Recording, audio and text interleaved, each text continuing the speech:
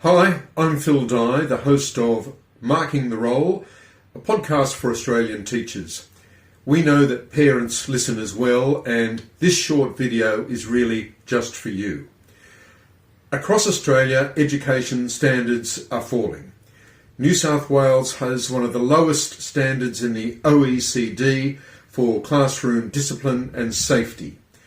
Some students leave Year 12 without being able to write a sentence. Now, this is not the teacher's fault. They're told what to teach and they have to follow policy.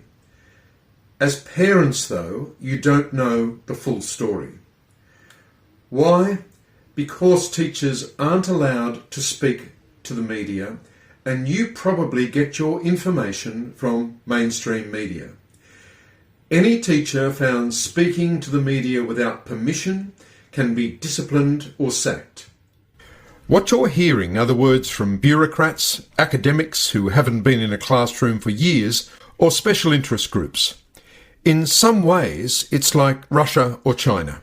Our podcast changes the names and voices of teachers so they can speak freely. Perhaps your child's teacher has given their story, but you couldn't tell from their voice.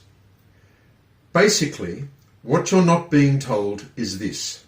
From the start of Term 4, your child's school will probably have new behaviour and inclusion policies. These policies have largely been written by people with no recent teaching experience or none at all. Yes, there are some good parts, yet there's two big problem parts that may affect your child.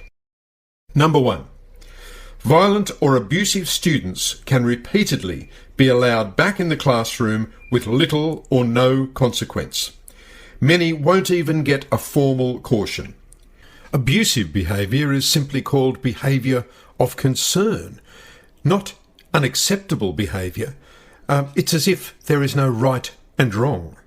Indeed, even bringing a weapon to school is called a behaviour of concern and isn't an immediate suspension. This puts your child and their learning at risk and makes students feel unsafe. Teachers are very concerned about this decline in behaviour standards. Number 2, inclusion is fine when it comes to race, beliefs, identity, etc.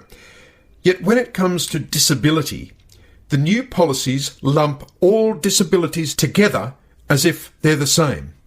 This is simply not the case. Most disabled students are fine in a mainstream class.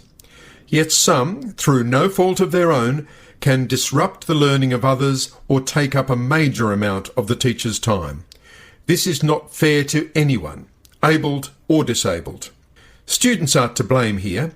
It's the fault of unworkable policies created by those who live in a world disconnected from your child's classroom.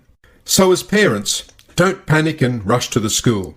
Teachers and principals speaking the truth to you could get them sacked. Just ask your child one simple question. Is there any student in your class whose behaviour makes you feel unsafe, or maybe without meaning to, regularly disrupts your learning? Hopefully the answer is no. If the answer is yes, dig a bit deeper and talk about it with other parents. You may then need to go to the school, send a letter or an email to the school P&C and CC that to your local member.